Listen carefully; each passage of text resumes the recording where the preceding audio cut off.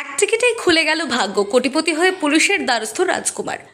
বাজার করে বাড়ি ফেরার পথে মনে হলো একটি টিকিট কেটে নিয়ে বাড়ি যাই, কিন্তু রাতারাতির মধ্যে সেই টিকিটে খুলে দেবে ভাগ্য, তার স্বপ্নেও কল্পনা করতে পারেনি কুলতলির দেউল বাড়ির বাসিন্দা রাজকুমার সর্দার।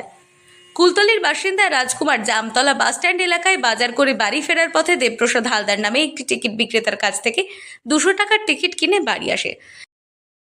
আমাদের জামতলায় প্রথম ফার্স্ট 1 কোটি টাকা। কোথা থেকে আপনারা টিকিট আনেন এবং কিভাবে ইয়ে করেন একটু যদি বলেন। শিয়ালদা থেকে, শিয়ালদা এজলাল ডিস্ট্রিবিউটার থেকে টিকিটটা আছে আমাদের বকুলতলা নতুনহাট সাবসবি এসকে লটারি, ওখান থেকে মালটা সাপ্লাই হয় কুলতলি জামতলা দেবপ্রসাদ হালদার, ওর হাত দিয়ে 1 কোটি টাকাটা প্রথম পুরস্কার উঠেছে। ভীষণ আনন্দিত, ভীষণ খুশি। এরপর সকালে যখন সেই টিকিটের ফলাফল মোবাইলে দেখে, তখনই চক্ষু চড়গাছ হয়ে যায় রাজকুমারের। দেখে এক রাতের মধ্যে তিনি কোটিপতি হয়ে গিয়েছেন। কিন্তু এই খবর চাউর হতে এলাকায় ব্যাপক চাঞ্চল্য ছড়ায়। রাজকুমার নিজে নিরাপত্তাজনিত কারণে কুলতলি থানার দ্বারস্থ হয়। কুলতলি থানার পুলিশ রাজকুমারের আবেদনে সাড়া দিয়ে রাজকুমারকে নিরাপত্তা দিতে কুলতলি থানাতে রাজকুমারকে নিয়ে আসা হয়। অন্যদিকে যে টিকিট বিক্রেতার টিকিটে বিক্রি করেছে, সেই টিকিট বিক্রেতার কাছে সকাল থেকে ক্রেতাদের ভিড় উপচে পড়ছে।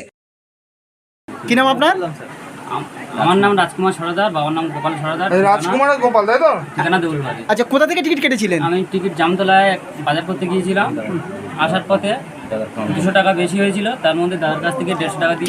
কি নাম তার? নাম তো জানি না। হ্যাঁ, আপনার কাছে টিকিট কেটেছিল। আপনি কোথা থেকে টিকিট আনেন? আমি নতুনহাট থেকে। কার কাছ থেকে, নাম বলতে পারবেন? মজিবর শেখ। রাজকুমার জানান, গতকাল বাজার থেকে বাড়ি ফেরার পথে অবশিষ্ট 200 টাকার আমি একটি টিকিট কাটি। প্রায় সময় আমি টিকিট কাটি, কিন্তু এত বড় দান কোনোদিনও লাগেনি আমার।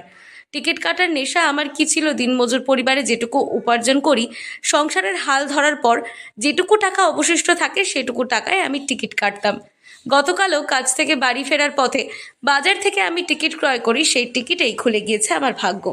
দরিদ্র পরিবারে হাসি ফুটেছে, কিন্তু আমার নিরাপত্তার কারণ নিয়ে আমি কুলতলি থানাতে একটি আবেদন করি।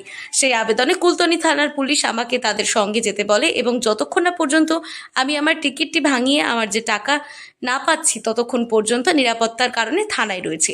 কুলতলি থানার পুলিশ কার্যত নিরাপত্তা বলয়ের মধ্যে রাজকুমারকে রেখেছে।